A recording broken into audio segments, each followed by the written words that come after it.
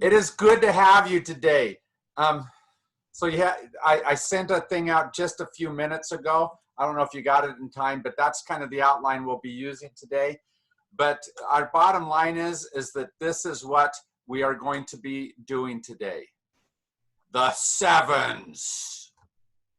All right. There's a bunch of groups of sevens of things, and it forms part of the core of this book, and it's kind of an important core because it kind of sets the tone for what's going on.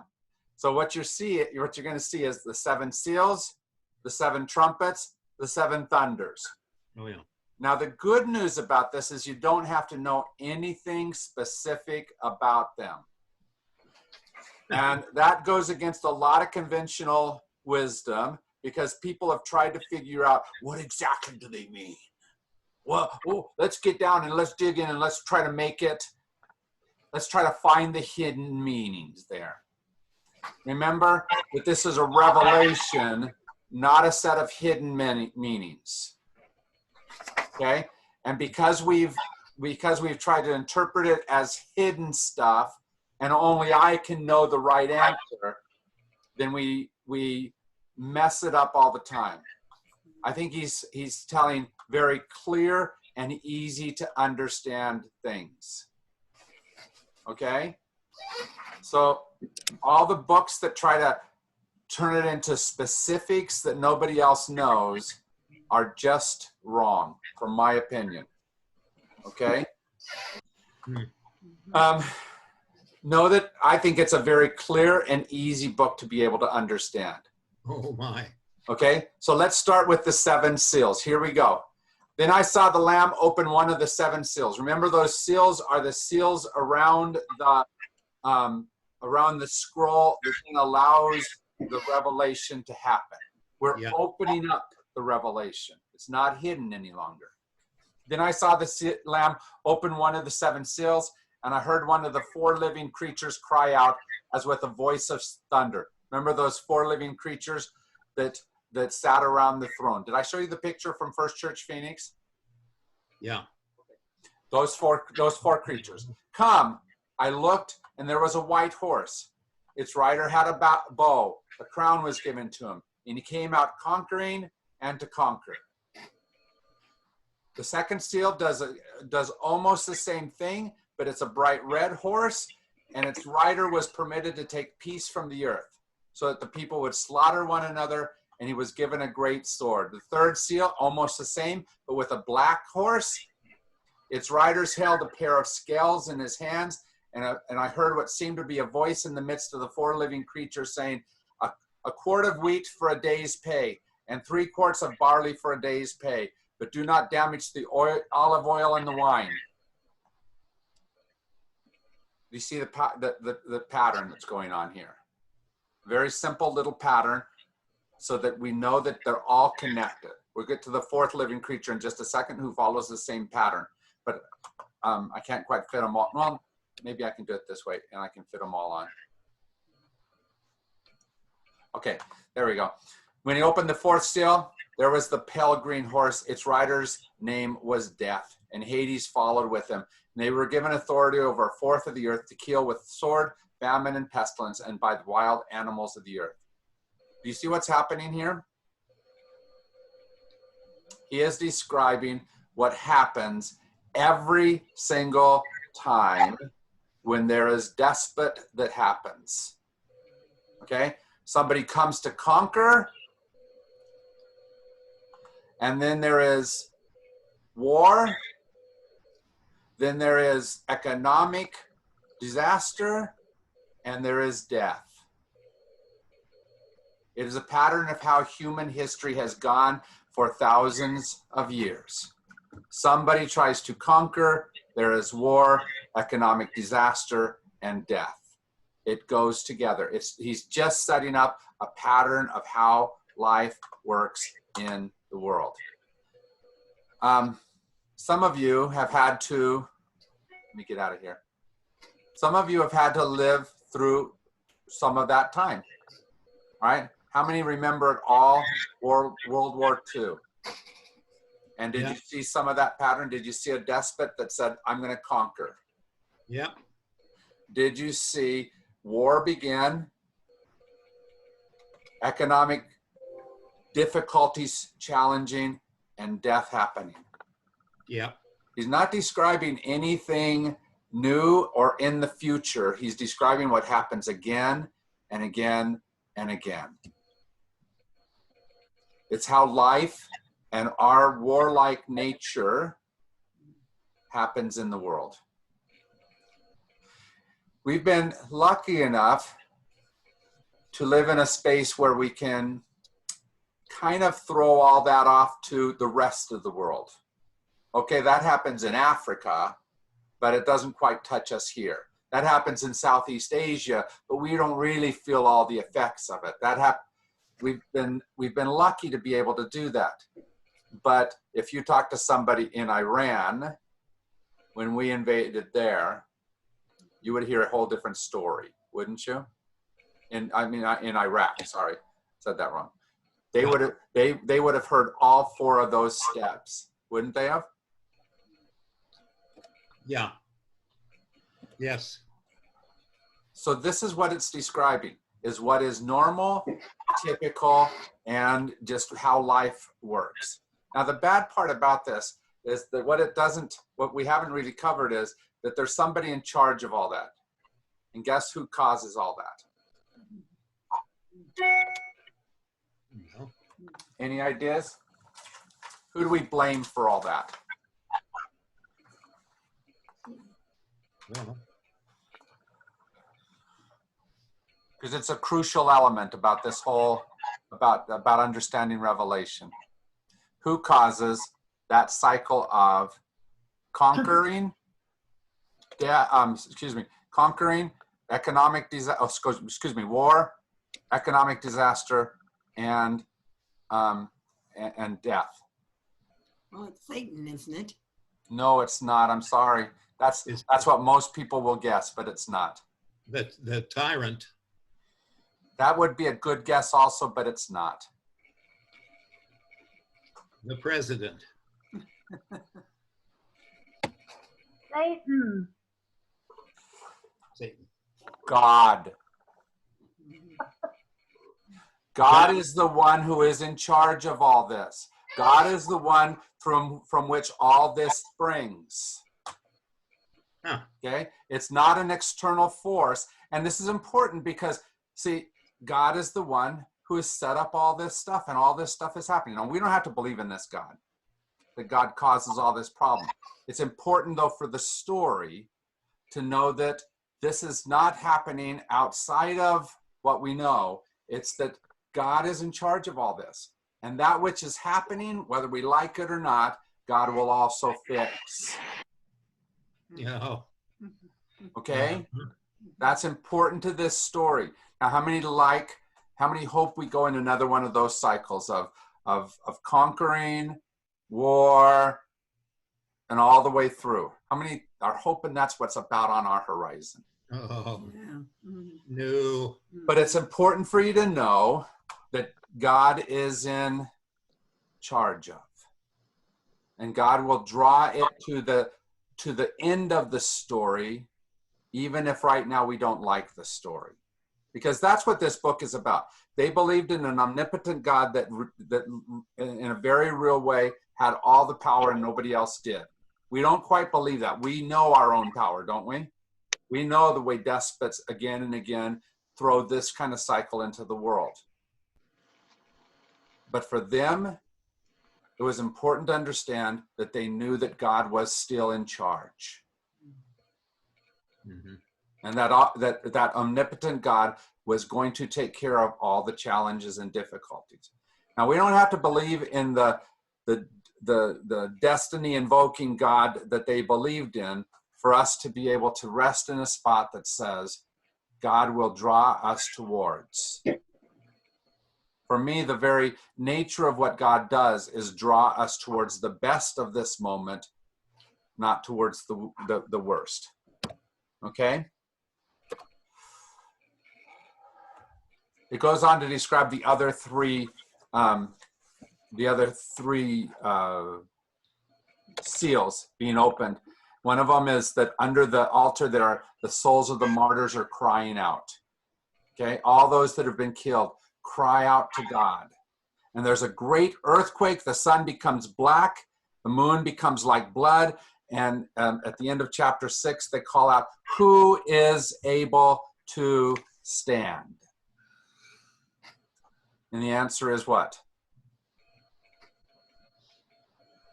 From our own perspective, not me. Right? I don't know how you stand against all of that stuff. But then the answer comes. How many have heard of the 144,000? Yeah.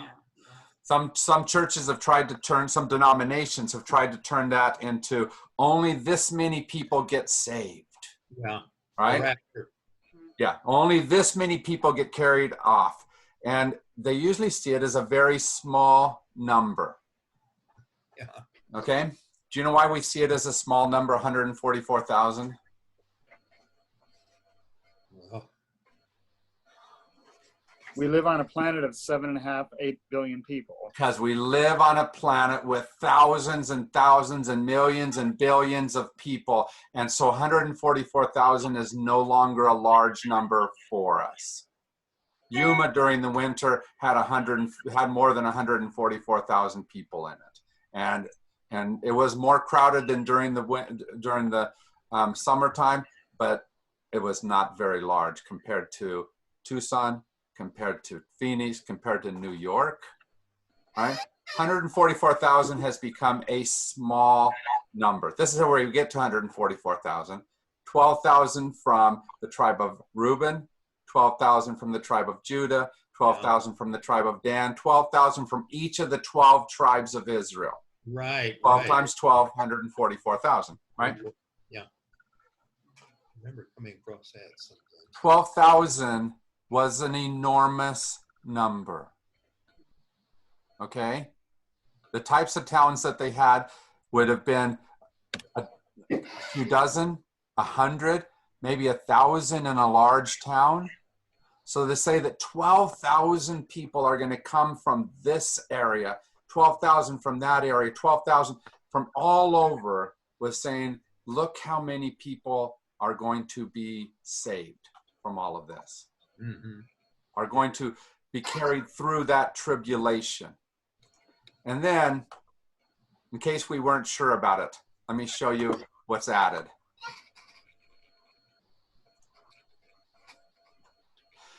After this I looked, and there was a great multitude that no one could count, from every nation, from all tribes and peoples and languages, standing before the throne and before the Lamb, robed in white with palm branches in their hands. They cried out in a loud voice, saying, salvation belongs to our God who is seated on the throne and to the Lamb. So if we weren't sure that John was already trying to say that this is an amazing salvation thing that God is doing, that all these people are saved from all those plagues that we just heard about, all of those riders, that somehow they are rescued from all that. Not necessarily that they aren't hurt by it, but they're rescued from it. Then here we have a great multitude that no one could count. You see the difference about what we do? A lot of people who like Revelation like it because they like to say only a few get saved, and I'm one of them. Yeah. I'm special, but you're probably not. Mm-hmm. That's not what this book is about. What this book is about the amazing love of God and the movement of God in the world. Where before it was God caused all this, this chapter is definitely saying, and God carries us all through that. Carries great multitudes that no one could count. Mm. Do you see the juxtaposition of what this is trying to do compared to what we typically do? Now, how many have at least one person that you're pretty sure God doesn't want to even have anything to do with, let alone do any of that salvation stuff with them. How many have at least one person in your life? Yeah, yeah. Okay. We do the other story, the very human story of making it a small thing, because we all have that. God couldn't do it with them.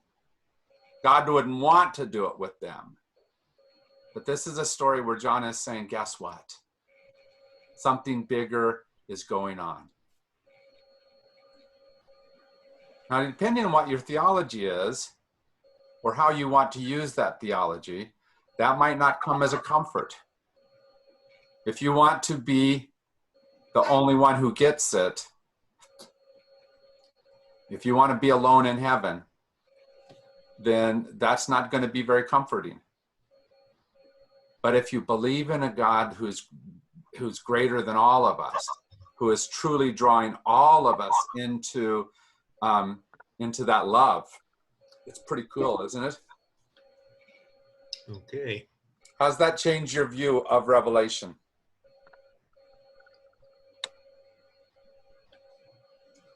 Well, a lot. Makes me relax. But what, Redeeming than punishing. Yeah, it is redeeming rather than punishing. Is exactly right. And we continually turn this book into a book of punishment, where I think John meant it exactly the opposite. Ron, you were going to say something. well, had the author not witnessed the tremendous slaughter and cruelty of Rome, sacking the temple, which was supposedly not, but it had to be in a common understanding that was the throne of God. That's what the Romans did.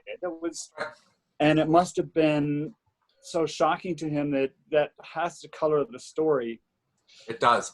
There's no doubt that this is, at least to some degree, a response to that, because it was probably, that happened roughly 70 AD, and this story was written somewhere within the next 50 years.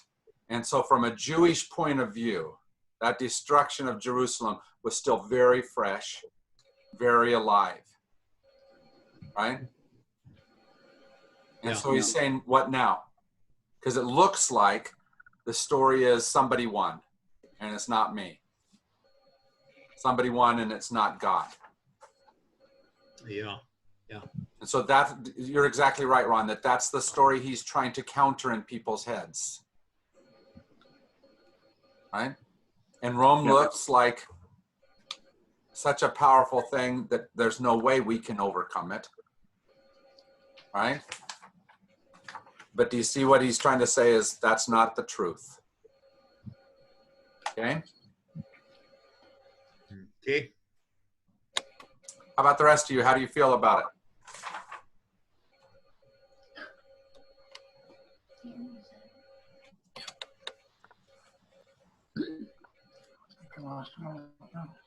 So the next part of the story kind of is a retelling of that, but with 7 trumpets. And it does it in a slightly different way. But first thing you need to know about 7 trumpets is, why do we blow a trumpet? What is its function? In the ancient world, not necessarily today, because the only reason we blow a trumpet in most of our lives is because we're listening to an orchestra or a band or something like that. It's entertainment. But that's not why a trumpet was invented. Okay? It had 2 main functions. I believe it's a sound the alarm type of function, call everyone to war, which is what many people take this as meaning. I don't think that's what it is. I think it's the second thing. It also is what called the community together and said we need to be in a space together, especially a celebratory space, which is announcing the arrival of royalty. Yeah. Right? If the king, the queen, the prince, the princess was coming, you would sound a trumpet to say, here they come. Open your hearts to see the one who leads us towards. Now, which way do you think, knowing what we just talked about, which way do you think John is trying to call people? About the dangers of, or about the arrival of? Well, I'd like to think the arrival. Yeah, I do too, John, and I think I'm right on this. It's just really easy for me if I want to be at war to think, oh yeah, God's calling me to war. God's calling me to fight. God's calling me to. And so we allow our warlike nature, if I can call it that which, especially in the Western world, we have honed to a fine point that no matter what, we hit whoever's against us. We find that so much that we want to hear that call to war trumpet. And again, who's causing the trumpet and everything that happens in those trumpets? Who's in charge of it? That would be God again. That would be God again, is exactly right. All of this is God caused. Eugene Peterson said it this way: the mood of the trumpets is of fresh beginnings and victorious actions. And if we see it as the call to war, that hasn't happened yet.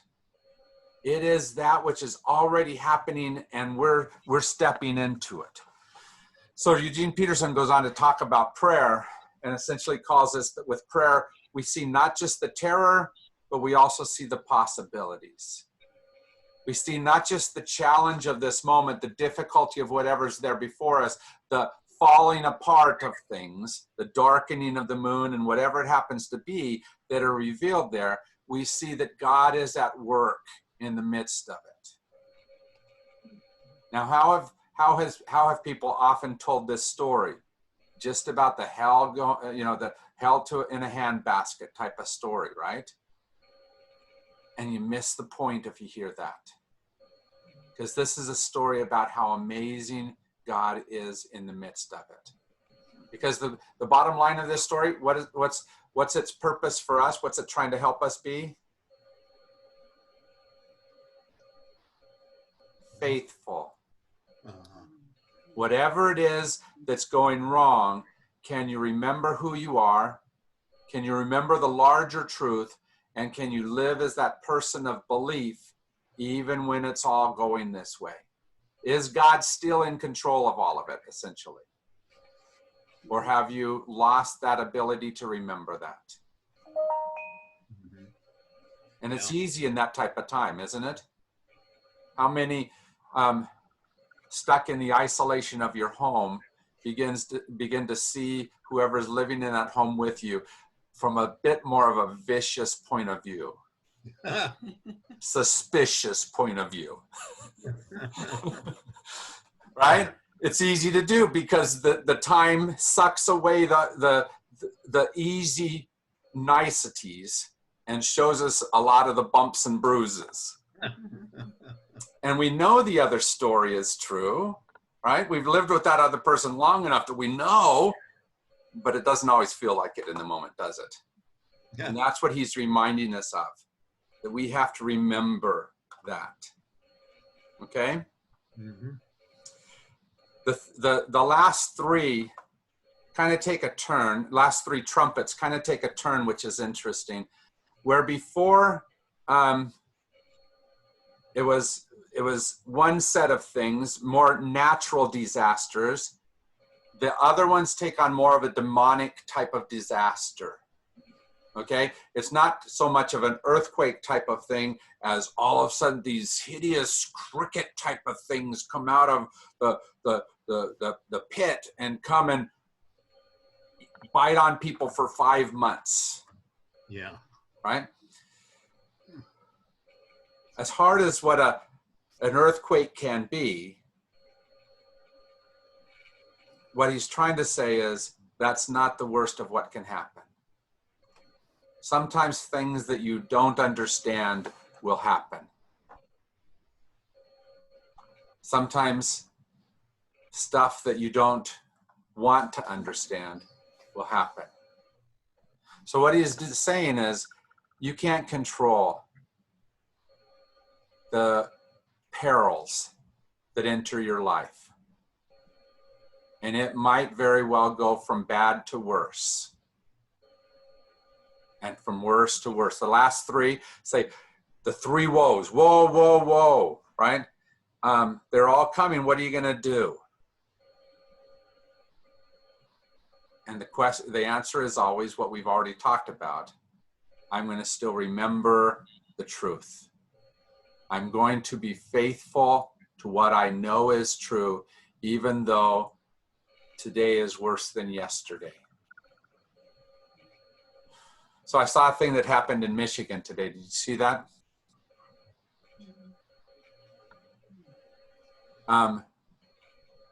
You know, there's parts of the conservative right that are mad at Governor Whitmore there. And so they stormed the the governor's headquarters, whatever. I don't know why I can't think of the right name. And they went in, the Capitol. Thank you. They stormed the Capitol with their guns, not necessarily in an invasive manner, but definitely not a nice manner. Yelling and screaming at the guards that were there, threatening in a verbal manner, not necessarily in a, not necessarily like that they were aiming guns and being violent, but they were on the verge of being more than what we've done before. It may not be the last of what we see that way. It may not be, that may be minor compared to what we see in the time in front of us. Yeah. We don't know, do we? Yeah.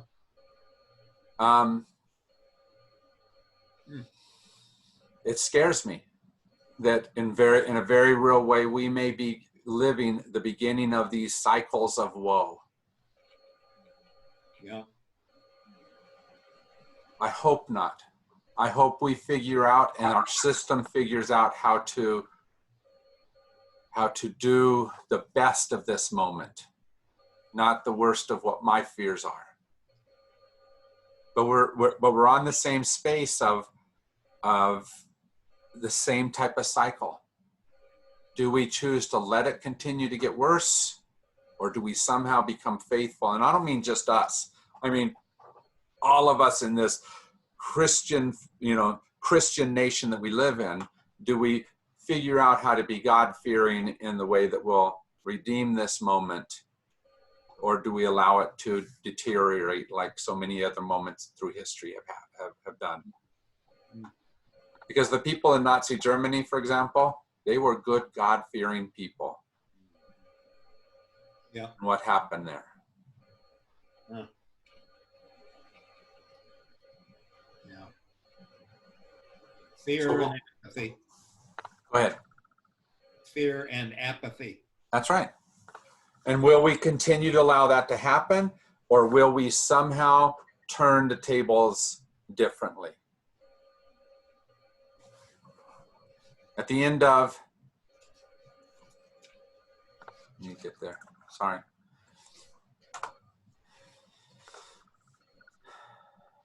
At the end of chapter 9, it says this: the rest of humankind who were not killed by these plagues, all the plagues caused by the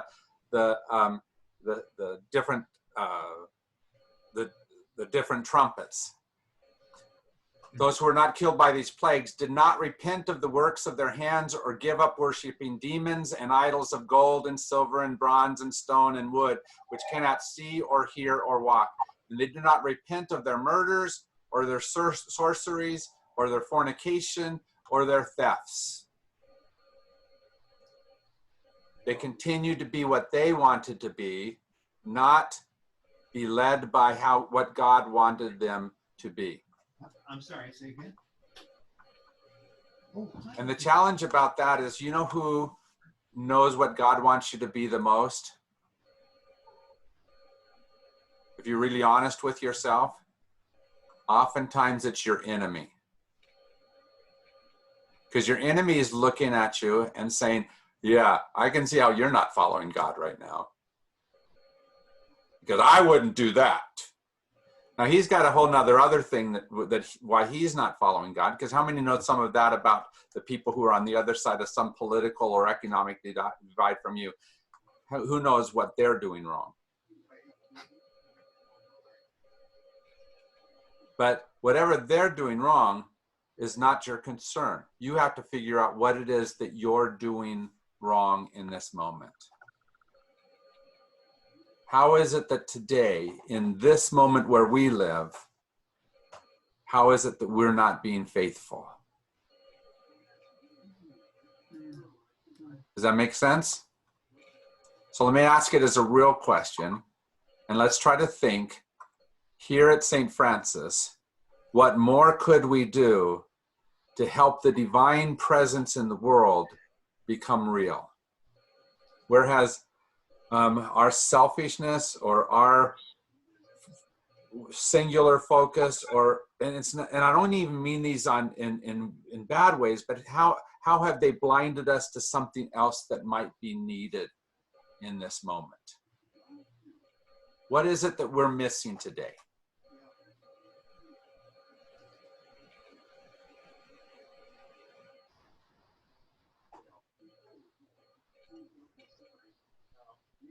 You know what your hard right Christian brothers and sisters would say?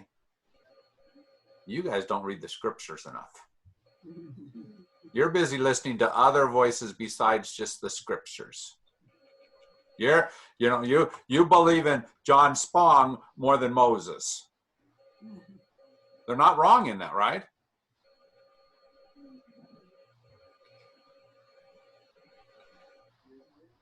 That doesn't mean that it's a horrible thing, but what have we lost when we emphasize whatever we emphasize?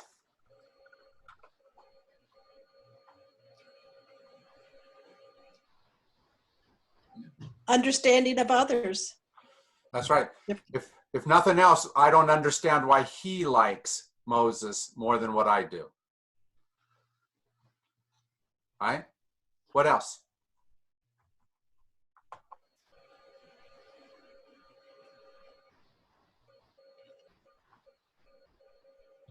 Acting out of fear. There is an acting out of fear that happens that way. I mean, yeah, for us, and not being present to the people in our lives that we deal with, the grocery clerks. I'm still working in a library. We keep 6 feet apart, but just even the people that are, and even you and John, and it's so easy to get caught up in your fear, and we forget to address. Especially if they, and I'm going to use an image from later on in the book, especially if they're wearing the mark of the beast, like a red hat with "Make America Great Again." Yeah. Because it becomes really easy for me to identify, well, that's a person who's obviously wrong. Right? Yeah. And so you're right that we distance ourselves, not just the 6 feet of a coronavirus distance, but we've distanced our hearts from each other. And we've put those walls of struggle between us, almost, if we're not careful, as if we hope that person is unsavable. Right? I'm going to do what takes care of mine, but not that person. You see the struggle that's being talked, that's a very typical and ongoing thing here. And you have to be careful because it talks about some different things like sorceries and murders and fornication.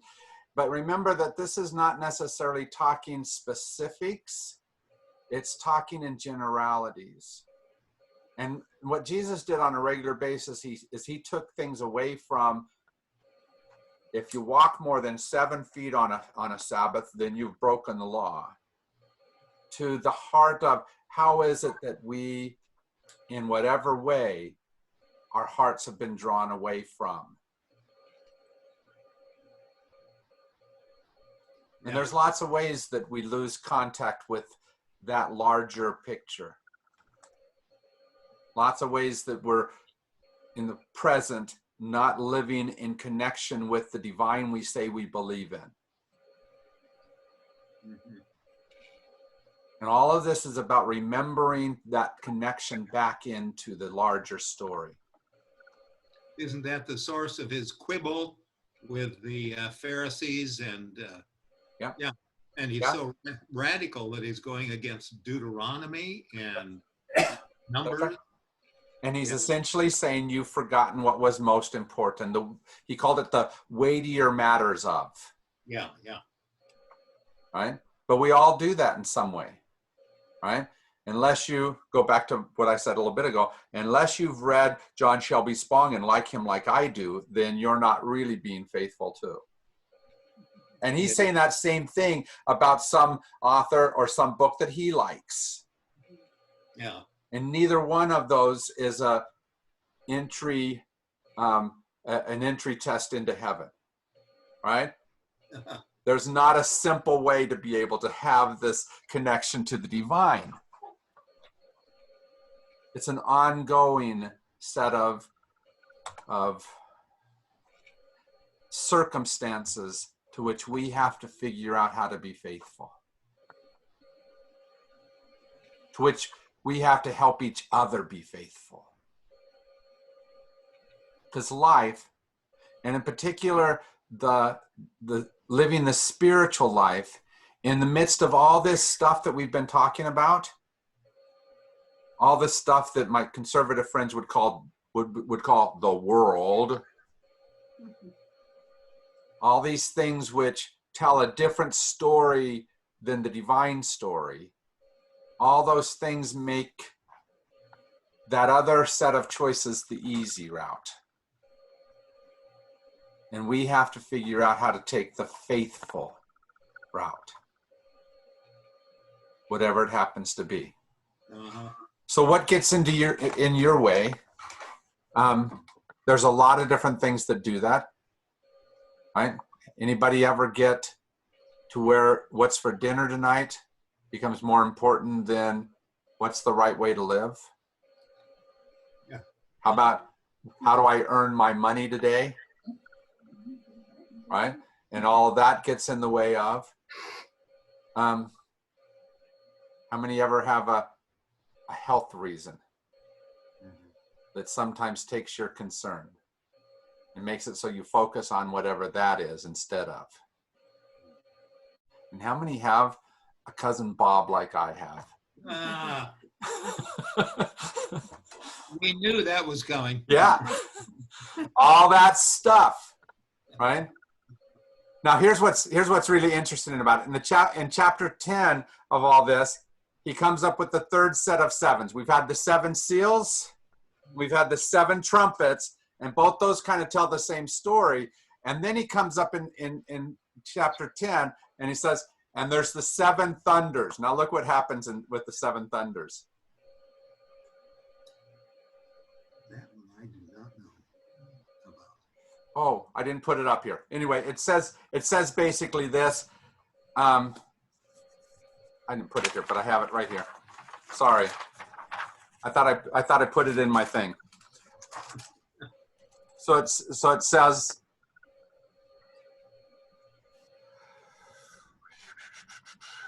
and when he shouted, the 7 thunders sounded.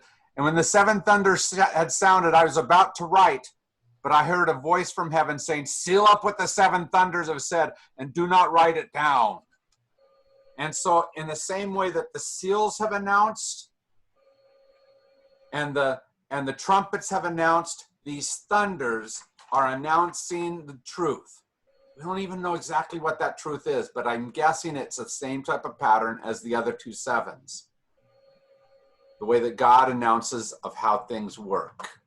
Something to do with this right here. The rest of humankind who were not killed by the plagues did not repent. How is it that we're going to let this time, whether it's a seal or a trumpet or a thunder, call us towards? So I went to the angel and told him to give me the little scroll, and he said to me, take it and eat. It will be bitter to your stomach, but sweet as honey in your mouth. So I took the little scroll from the hand of the angel and ate it. It was sweet as honey in my mouth, but when I had eaten it, My mouth was made bitter. My stomach was made bitter. You don't get to have everything perfect, I think is what this is saying. How many would like everything to taste as good all the way through the system and never have any negative from whatever it is? But how many have eaten a really good meal and paid for it later because you ate too much? Oh, yeah. Right? Or you ate the wrong kind of food, some kind of food that messes with your system in some way or another. Right? Life, I think what John is trying to say is that life doesn't necessarily make it simple and easy all the way through for us. But we have to know that that can still be the scroll. Remember what the scrolls are. The big story was the scroll with all of the stuff. And it doesn't say what's on this scroll, but it does say that as you eat it, as you bring that space of meaning into your mouth, into your soul, that it isn't just nice, good, easy to you. And you have to sort through what that means in that moment. Okay? But there's another meaning of that scroll. As you've taken in those words from the angel, what it's saying is the words are now in you.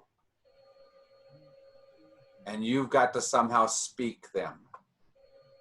So at the beginning of chapter 11, some new characters are introduced. Chapter 11 talks about the two witnesses. Okay? And it says, I was told, come and measure the temple of God and the altar and those who worship there. But do not measure the court outside the temple. Leave that out. For it is given over to the nations, and they will trample over the holy city for 42 months. And I will grant my two witnesses authority to prophesy for 1,260 days, wearing sackcloth. Ron, going back to what you said, this is a direct reference back to the destruction of the temple. Now, what was held so dear by Israelites, this space, this holy space where God lived, is now destroyed. And so he's taking his readers back to the very worst might happen to you. And your job is to be the witness that speaks in that moment. How is some of the very worst happening in your life right now? What are some of the things that are going on that feel like the destruction of the holy for you?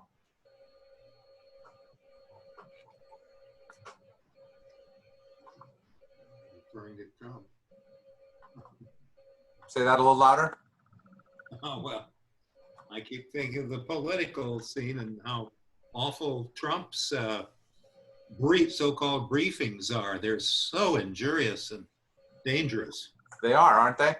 I got to tell you, your Republican friends felt the same way back when Obama was president. Yes. Well, And I don't mean that to be facetious. I just mean that they felt that same type of loss of the holy for them. yeah. Yeah, loss of power. Loss of power. That's exactly right. What else? I still feel, as I said early on, a sense of grief. Yes. People going through, and a sense of loss for the hope that I had for my grandchildren's future. And I know that they will handle it in a way that I would not be doing. Yeah. But nonetheless, I feel grief and loss about that. Yeah, yeah. For much of our life, it felt like we were going to pass on a better world to our children. Yeah. Yeah. It no longer feels like that, does it? No. Especially not over the last few years. I feel a lot of grief for that too, Diane.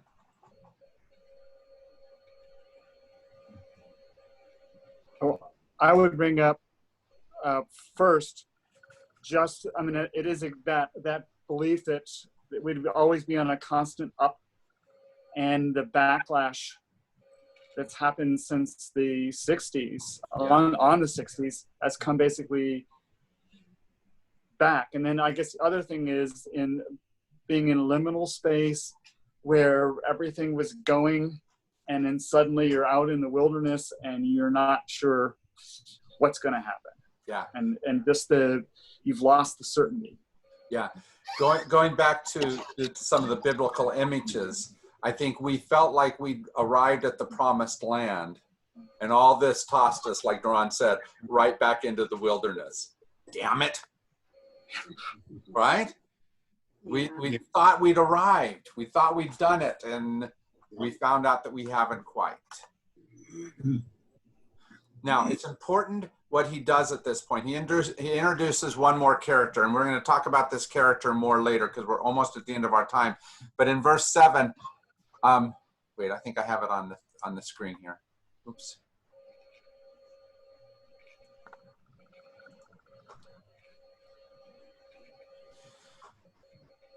Oh, down here. When the two witnesses have finished their testimony, the beast comes up from the bottomless pit, will make war on them and conquer them and kill them, and their dead bodies will lie in the street of the great city that is prophetically called Sodom and Egypt, where also their Lord was crucified. For three and a half days, members of the peoples and tribes and languages and nations will gaze at their dead bodies and refuse to let them be placed in a tomb, and the inhabitants of the earth will gloat over them and celebrate and exchange presents, because these two prophets, these two witnesses, have been a torment to the inhabitants of the earth. But after the 3.5 days, the breath of God, life from God, entered them, and they stood on their feet, and those who saw them were terrified. Okay, so he's put several things together. If you look right here, prophetically called Sodom. Sodom was in the story of Abraham. Egypt, from the story of Moses. Their Lord was crucified, from the story of Jesus. 3 primary prophets in the life of any good Jewish and burgeoning Christian person.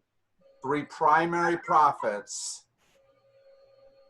the enemies, the ones who did it wrong, the ones who were that which was not the right answer.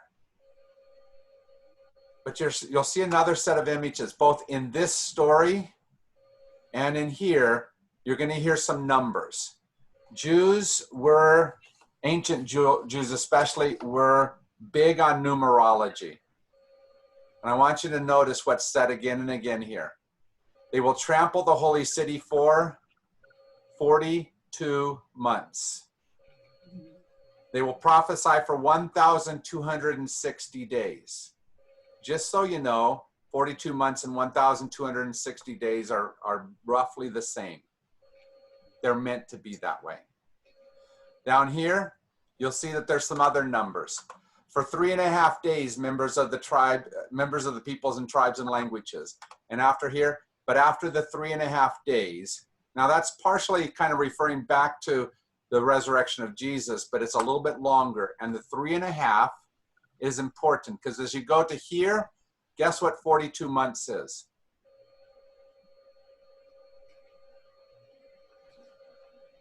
3.5 years. 1,260 days, 3.5 years. Do you see the parallels happening here? Yeah. This comes from the book of Daniel, where Daniel had this thing that he said several times. A time, times, and half a time. Do you see what it is? Time, times, half a time. See what it is? 3.5. And John is bringing that same image into here. So what's meant by that 3.5?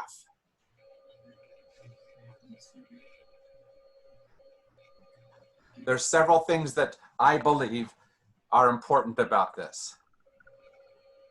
First of all, Remember that today we're talking about the sevens. 7 seals, 7 trumpets, 7 thunders. Why are we talking about sevens? Why did John emphasize that? Number for God. It's the number for God. And that's why, like I told you, in all of this, as we're going through this, this is not the devil causing things. This is all God's stuff. So what's 3.5 compared to that 7? Half of it. It's half of it. Yeah. Okay? So it's nowhere close to the power that you think it is. It's a designated short period. It's not forever. It doesn't have anywhere near the power of the one that we are trying to believe in and follow. Now, how many in the midst of the trial you've gone through felt that it had no power? When you're going through a trial, it feels like it has all power, right? For me, it will be forever from now till November, right? Yeah. And it will be a struggle to try to figure that out. Try to get through that. It is not forever, though. The difficulty, no matter what you're facing, is not the ultimate voice on life. Ron, you look like you have something. You're still muted. It's a long 6 months. It's a long 6 months. And he's not trying to deny that. It is long and it's difficult. But it's not an ultimate answer. Let me tell you another thing that I believe the time, times, and half a time means. This is what it really is. This is what it feels like to you. This is what it feels like to God. It's only this, and it doesn't matter how much it feels like it's all of this. It's not. And you have to keep telling yourself that type of story when you go through it. Okay? You have to keep letting that be the truth about things, no matter how difficult that is. In the book of Daniel, there's one other number that shows up, and I think it's an important number for us to see. Oops. This is the last scripture I'm going to show you today.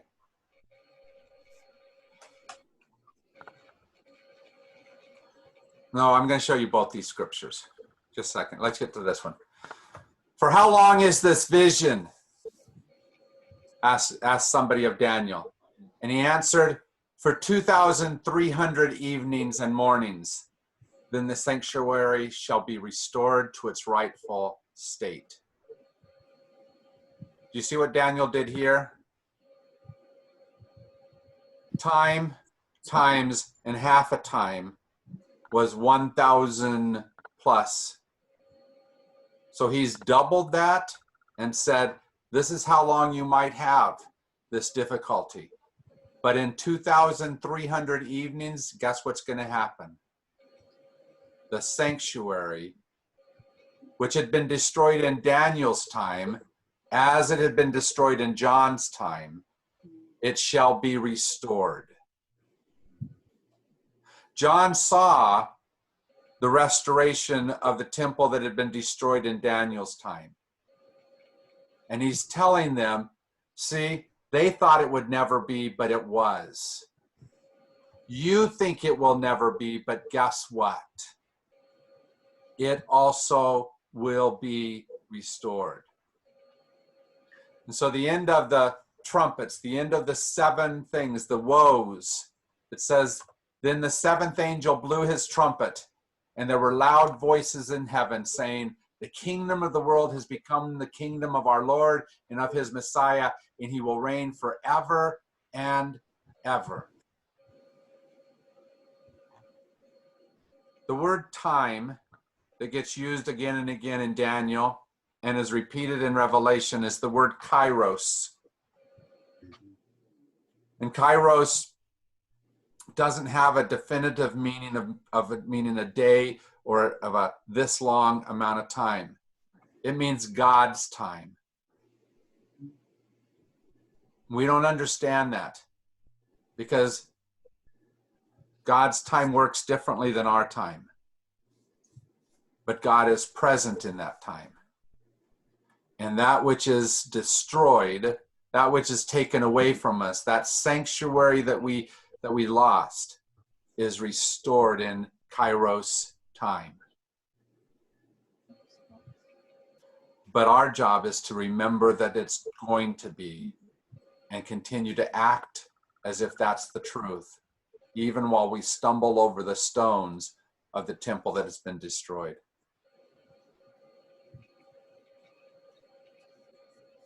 It's not a simple story, is it? No. Doesn't say everything's going to be perfect and right and easy. And I keep wishing it would say that. But it's not the promise. And people try to turn it into someday my prince will come. It's not quite that either. It's that you might have to go through all the way up to death, but that the promises are still true, that the larger picture can be believed in, even if not in your lifetime. Do you see the difference that is than what some people have used this story to mean?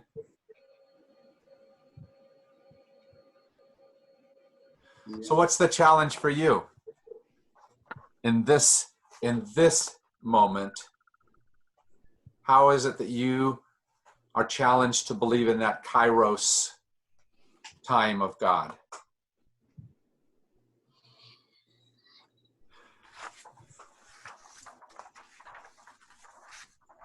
To not know, or to be seen that what you thought you know was not, that it's mystery that we can't understand. Yeah. And yet to go on in and I'm going to use the word trust rather than faith, because it's, to me, it was taught about belief, but it's more of a trust in whatever is there. Yeah. And that's difficult. It's very difficult. It is, especially because we've been taught so much knowledge, so much ability to control things, so much power in life, whether it's economic or educational. We control a lot in our lives, don't we? Mm-hmm. And to be asked to be in a space of uncontrol really goes against everything we've given to each other through the years. And yet that's what this book is about exactly the moment we're passing through. Because I don't know about you, but if you'll read the article I just put in the newsletter, I think Melissa just sent it out today. It essentially said, I could pretend that I had all power. I could pretend I could do all these things, and suddenly COVID-19 hit, and you can't pretend that, can you? That there's things out of your control. Right? Right. So what do we do now? We trust, like Ron said. We act, we do the faithful things. We act as if what suddenly has become invisible to us is still true. God is still a God of love. God is still drawing us towards relationship. God is still going to take the mess of this moment and draw us towards that which is best, even if it doesn't feel like it. All right? Yeah, in spite of things like those demonstrators at the Capitol building in Lansing. Yeah. We, with a little bit of going out that we do, there's a gentleness, a humanity, a thoughtfulness, a kindness of the people that we do encounter in the grocery store, just through the aisles and the clerks and so forth. And that's truly loving. It's cautious, of course, but it's more than that. And are we going to believe that, John, more than the other stuff? Exactly. That's the challenge. That is the challenge. And the hard part is it's going to get worse, because here's what comes. The whore, the dragon, and 2 beasts. They're coming in the next chapter. Oh boy. So get ready for them, because it's not going away. We think we're through the worst of it. It's not necessarily true. But the truth is still there. And that is that God is present and active. Keep reminding each other of that, okay? Yeah. We'll get each other through. Thank you, guys. Well, thank you. Thank you. That was wonderful. I have a question. Yes. What chapter should we read through? in Starting at preparation? chapter 12. I can't remember how many it is, but if you read 3 or 4 chapters, you'll get through them. Okay. Okay. So And I chapter do- 12 and going on from there. Okay. And I do have a question for you after you stop recording, and that has nothing to do with this class. Okay, I'm going to A quick question. pause this. Oops, sorry, where my thing? I'm going to pause this, and then you can ask me any question.